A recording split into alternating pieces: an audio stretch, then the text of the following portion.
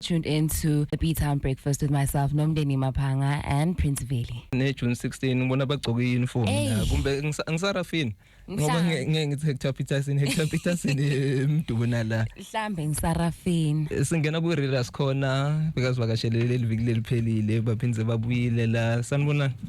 Yebo Salma. Njani? Siyaphila. Last week besigcoke iValentine bekangekho lo sesilo. Namhla sigcoke uniform, sigcoke uniform ngavuzela ubakhumbule ukuthi ngibani. Sanibonani igama lami ngingimina enhle sibonga kaShabanga. Namuhla ke ngigcoke iuniform ngoba nangiphuma la ngiyo-attenda. Oh, hayi uzofunda story lesikhuluma ngeuniform ngendeka phela. Yes, siyakhuluma about isikole. Oh, okay, right. Yes. Sawubona. Salma. Last week bongafuna ukukhuluma nami wena khethekile ukhulume nami la bebaphethe nemasweet lamnanzi. So namhla sikhulume ungavusela umlaleli umtshela ukuthi ngibani. Sanibonani balaleli emakhaya, igama lami ngimsiphokazi ngwakandebele. Yeah. Into enifundzela incwadi Siswati. Isibongo lo Ndebele kumbe vele uvela kwaNdebele? Ndebele sibongo. Oh, okay, usifundzele incwadi yani namhla. Nginifundzela incwadi lebhalwe nguFS Mathebula. Sihloko sakhona sithi ngeke ngakwadi ukuthokomala. Okay. Unomndeni unakutshela ukuthi ufunda kabi la yena. Wathi ukuthi ufunda nzaba wafunza kahle. Siyamcosha emsebenzini maso. Yewe, sengingeni musla. Yabona maso ready ungafunda. Nofunza sihloko sokuqala. Sihloko sithi awumbi wandzawonye. Umuntu wangikhopholo umkhathi abewakhe ehlanzeni lasempumalanga nendala sifani. Bekungumuntu lomkhulu nje kodwa hayi kuyabi. Nalokuthi inkhomo takhe beticishe tigcwale sibaya betingacishile ilanga. Ngoba bekungasiyo umuntu lecebile. Bekatiwa ukuthi usihlabani lo mnumzane loya. Wateka inkosikati yaba yinyevo ulangcema phalala. Banakabo bebamhaya bathi akusiye indvodza yalutho ngekuteka umfati abubunye. Angakhona nje kuphatha sive. Njengaloko kuphatha sive ukufundzela emntini wakho, ngaloko lokwentako na ucwayisana nemakhosikati akho. Uwavivinya, uwajezisa. Indvodza lenemfati munye ingcondvo yayo ibheke eceleni. Yayakhile kona naleminye imito kodwa umuntu lebe usemehlweni ebantfu ngolona wafobuzimzi yakho. Lobo umumethe tiphasha tetintfombi lebetishayisana ngetitfo kulele ekhaya ngebunyenti. Longangamzi yako bekateke kadlamlenze ngekuhamba kwekwenza ikhaya kamzi yako bekusele khethekile intfombi lebeyise kulungele kwenza nemajadlana lakamelana nawo. Kamkhatshwa bekungumuntu lotitfobako. Sinanatelo sabo bekuthiwa Ndwandwe, kuthiwe Zwide, kuthiwe Nxumalo. Lo mdzala longangamkhopholo yena bekayaye akhulume ngekuthefuta noma ke ayayazi. Lokuthefuta kwakhe bese kufundzena ngemajaha akhe bomphopholi nammeli kanye nenfombi yakhe Khanyisile. Bekukhona futhi umuntu wakamdlulile igama lakhe bekungumazambane. Lebo ugabe ngemajaha nemajezlana. Lebekuthi noma sebavulela bafana edipini baphume embili bona. Emagama abo ngekulandzelana kwebudzala bawo bekungumprofeti Mazolo naSipho. Lo muntu bewubukene newakahlatshwayo lapho bekunemoto igijima impela. Kahlatshwayo bekusekhaya kabo Sibhono naSiponono namacamalazi. Lendzawo beyingaphasi kwesikhulu umkhulungwane. Kuyindzawo letiphethe kahle ngenhlonipho yesintfu. Impilo yesive salena bese yithandza kuyama kakhulu ngasesilungwini. Ngoba phela bese kukhona netindlela letithite gcwagcwa setifulele ngangcwengce. Sekukhona abantu labanemambulu fire nema-TV kanye nemafiliji. Bekuyaye kuvamise kwekuthi tinkhomo tabomphopoli nabomprofethi netibuya edibhili tigalelwe kanye.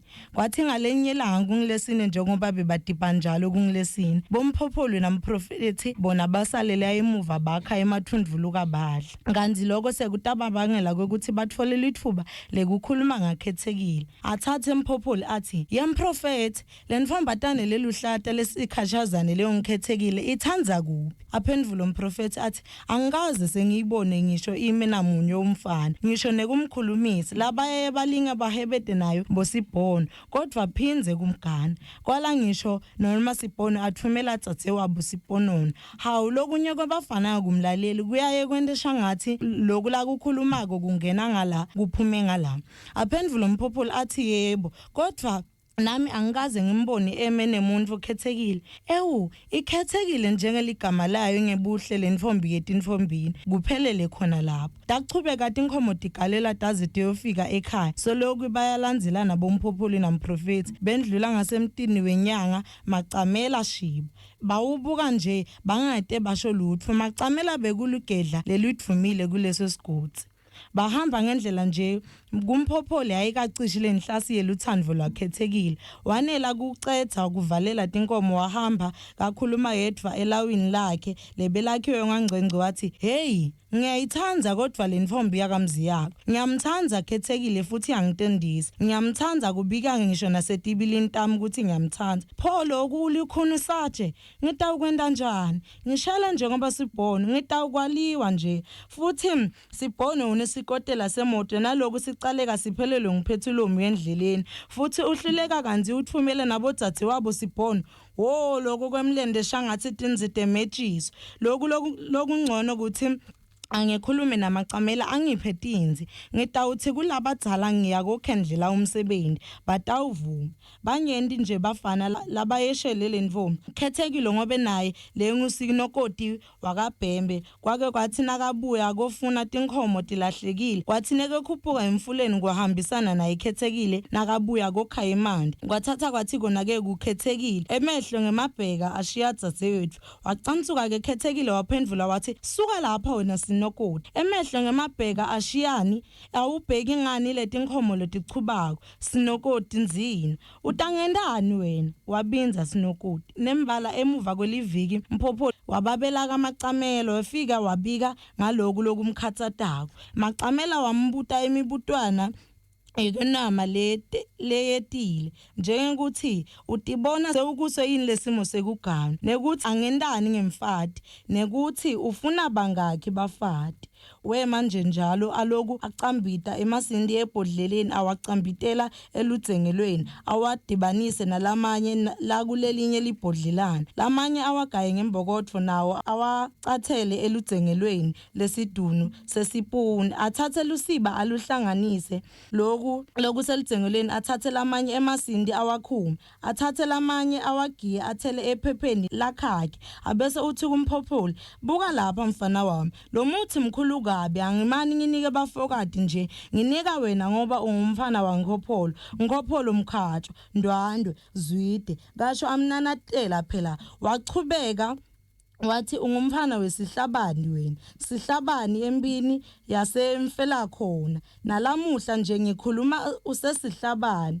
uyadubula lo wami umuthi mfana asho acathela ligwaye esandleni abheme wabese uyathimula uthi yethi wabuye wathi kumphopholi awusho ngani ukuthi citha shiba wacedza lapho wabhodla wathi yabhodla inkhonzi yemaswati ebengetive ngabe uyatshokota wagigitheka mphopholi uthite nakesuka lapho macamela wathi uyayibona lensithi lengiyithele lapha ephepheni utayithatha uncinze ngayo mfana ucaphele na uncinze ngeludzengelo ubuke empumalanga ugaluje loludzengelo ukhive uphinze ugaluje eningizimu ugaluje ubuke enyakatho ugaluje uyakhiva uyeva mfana wami aphendvula umphopholi athi kuvakele babi wachumbeka macamela wathi thatha nanalo lubaso ulushise eminyango welilawu lakho lapho lawulala khona Beats and Breakfast ku104.1 the pumping beat of eGhasa siku-readers khona uyabona mawufunza uyeva ukuthi kumnanzi njani la so uyashelela nomndeni wemati isibhono angimati isibhono wakho bosibhono nomusi kani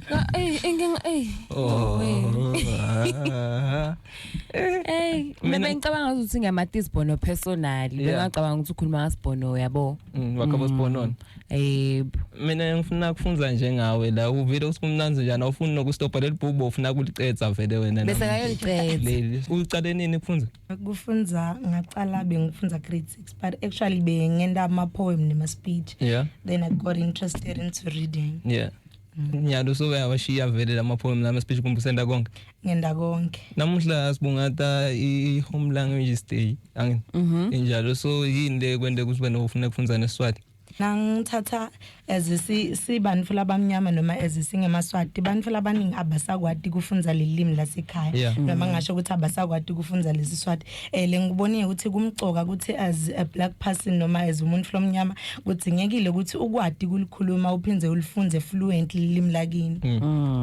Yebo. Hey bandla ubongifundisa nami hayi kimi kuyabhetha yo emagwebhe.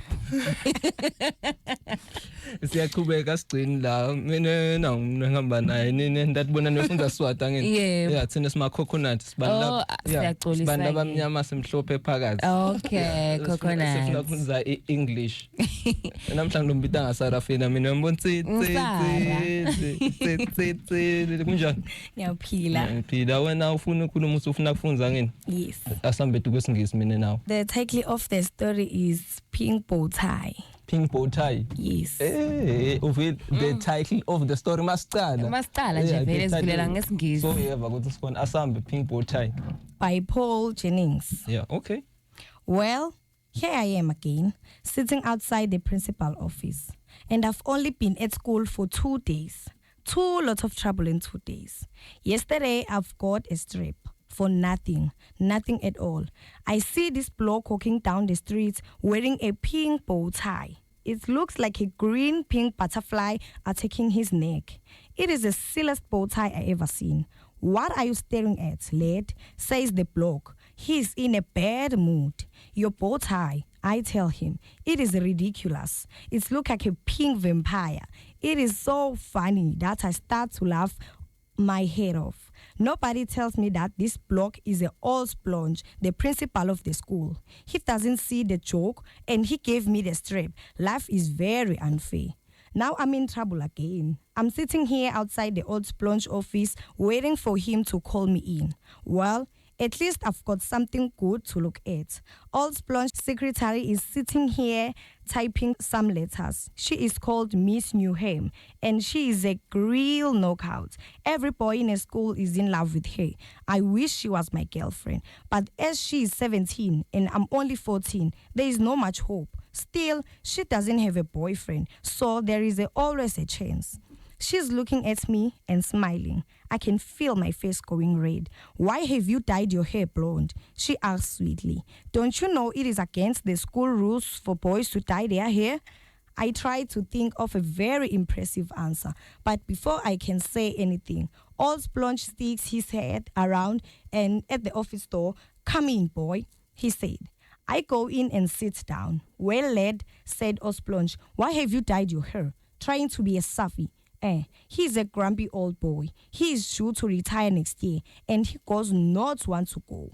I noticed that he is still wearing the pink bow tie. He's only wearing this pink bow tie. He cannot seem to live without it. I try not to look at it as I answer him. I did not dye my hair, say. I answer. Yesterday, says Old Splunge. Well, I give you 6 of the best, and I noticed that your hair was black. Am I correct? Yes, sir, I answer. Then tell me, lad, he says, how is that your hair is white today? I noticed that these little purple veins are standing out on his bent head. This is a bad sign. It's a long story. I tell him, tell me the long story, he says, and it is had a better be good. I look him straight in the eye, and this is what I tell him.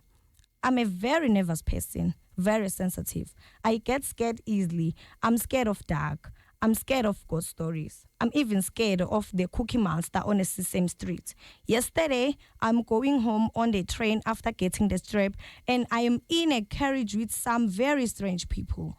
This is an old lady with a walking stick, gray hair, and a gold wiring glasses. She is bent right over and can hardly walk.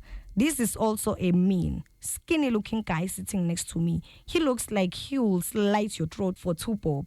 Next to him is a kid of about my age. Nomndeni nganibongekho last week ngisemangimbuta mina ukuthi Swati usithatha phansi sithatha gokwakhe uma atothe English uyithatha kumkhulu wakhe shothi unemanga ofuna kudlala la nomndeni yayibona thubobu yayibona imali imali impande yesono washo Zahara. Okay, last week besikhuluma ngeSwati nawe bofunza bokhethekile angeni Yes. usukele gogo wena Right.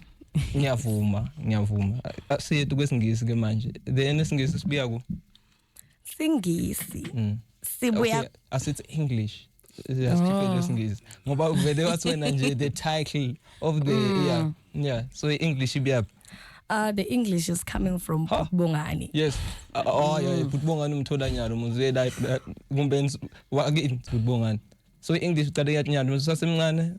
No, like English ngakhuluma ngeSiswati limi lasekhaya. Yeah.